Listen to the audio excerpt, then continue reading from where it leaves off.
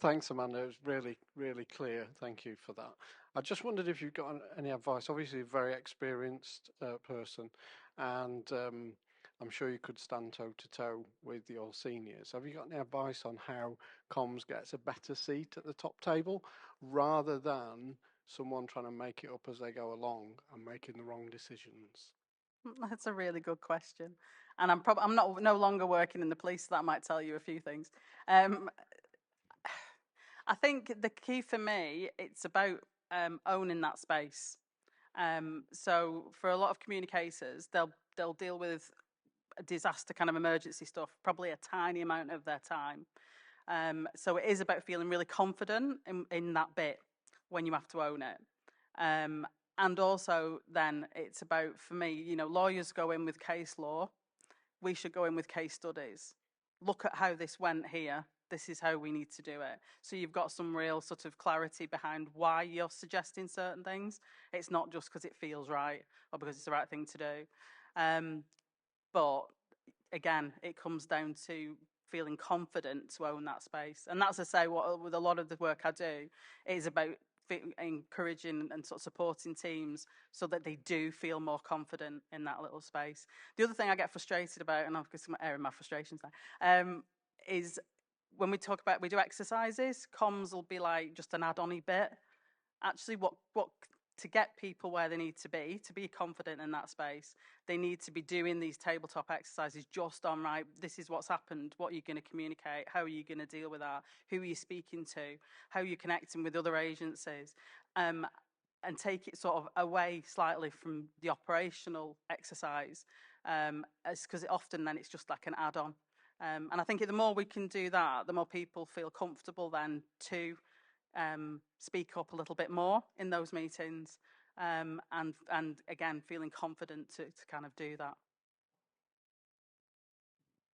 I've seen a couple of instances lately where the senior commanders have sat there trying to demand complete sign-off, and the comms people have been saying, you're creating a vacuum, you have to trust us to be able to do this for you.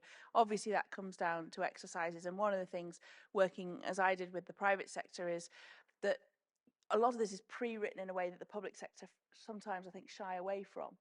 So a lot of airlines, as you and I have talked before, will have it pre-written, but a lot of local authorities want to try and come up with it at the time. Write this in advance.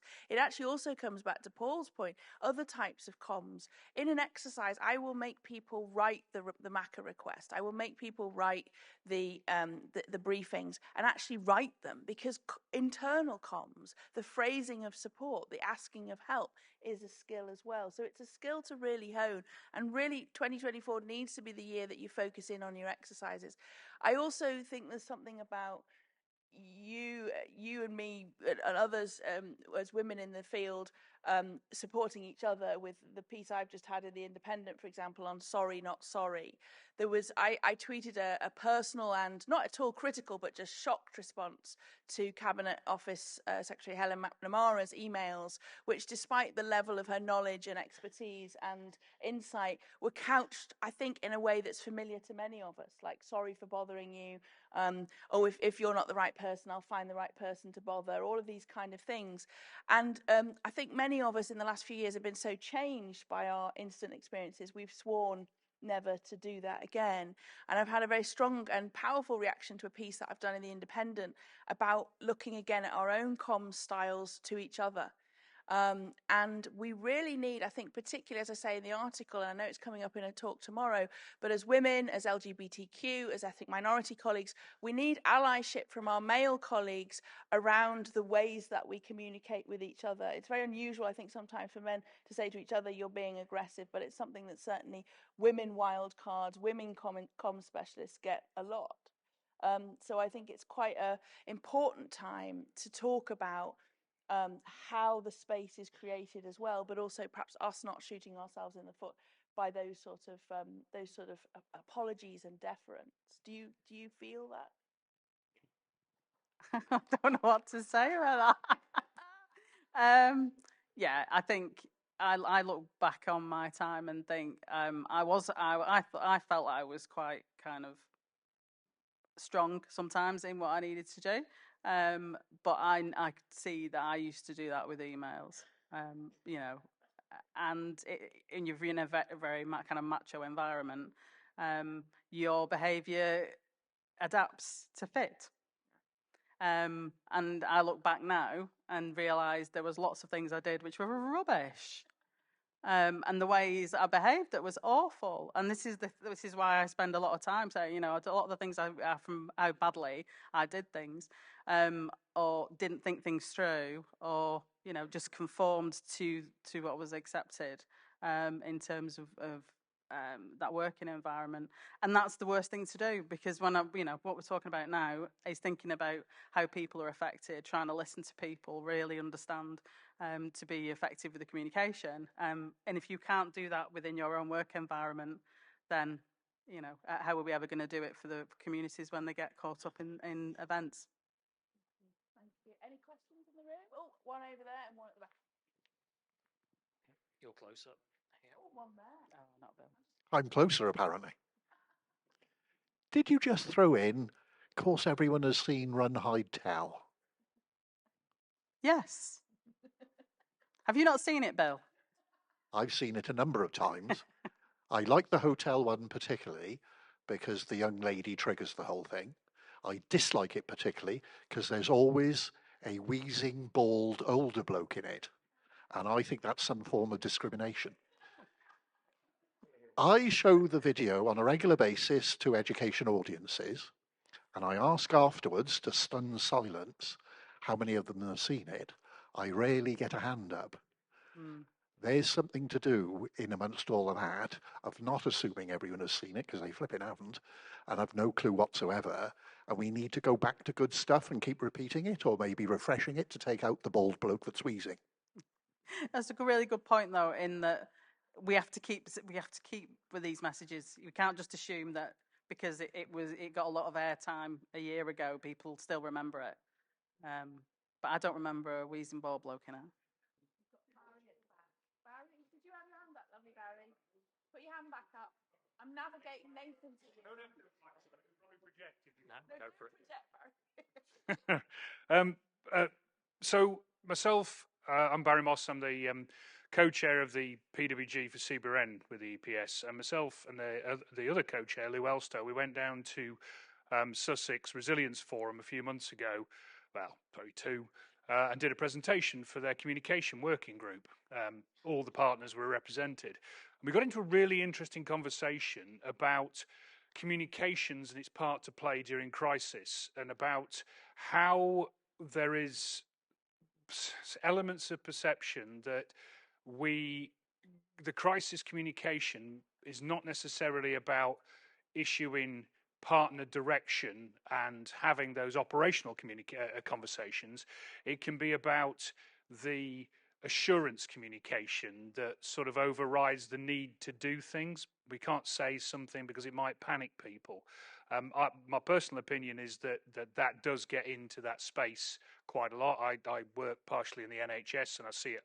A lot of things we're not allowed to say because that needs to be said because they might panic people. So I'd be interested in Amanda's opinion about the crossover between crisis communication, issuing pertinent and accurate direction to people who've got parts to play, versus reassurance communication.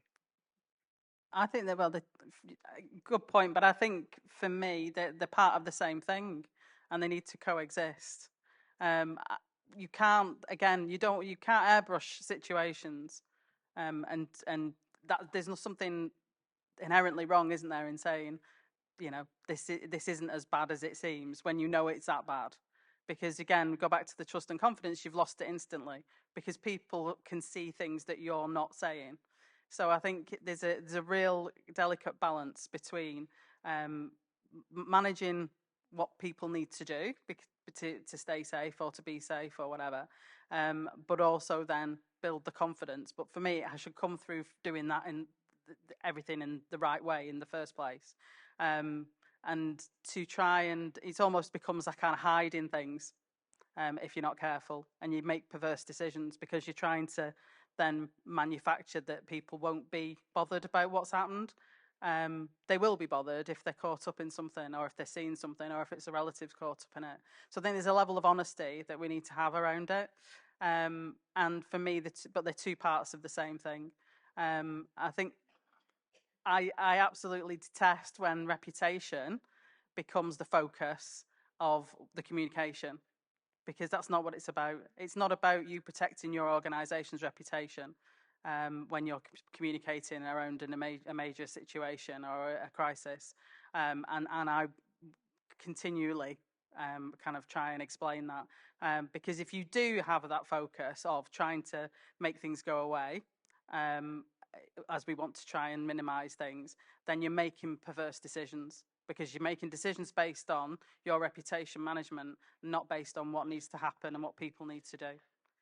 But it's not an easy one, and I think a lot of PR and comms people, again, because they don't deal with crisis stuff all the time, get very much in the headspace of this is about reputation management, and that for me is not where it should be. Aaron Barrow, one of the board directors. I just picked up on something you mentioned about reputation management. I've been doing a lot of training in America these last few years, and I've noticed since these drive-by shootings and certainly school shootings and mass murders, a lot of the key decision makers are now recording every word they're saying. There's a lot of witch hunts going on at the moment where people are being picked out by the media or their own management. The big problem in America is the political side of any incident is run by governors and mayors, and they'll just cremate a police chief or something that goes wrong. And I've noticed a massive number of people now recording absolutely everything. And I don't know, I hope it doesn't come to this country, but at some stage, someone's going to get a collar felt.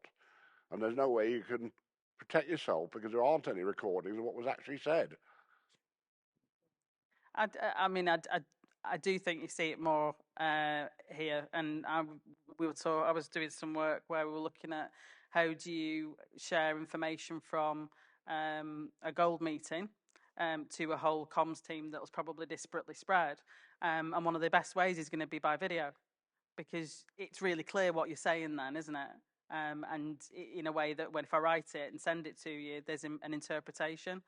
So I think there's some positives around some of that, but yeah, I mean, when you look at some of the situations in America, obviously, senior people are looking at the potential for them to be out of a job, and that's probably why we need to still build that confidence as communicators with senior people, so that they do feel as though you are kind of helping to support, watch, but not with a focus on just trying to protect your own reputation.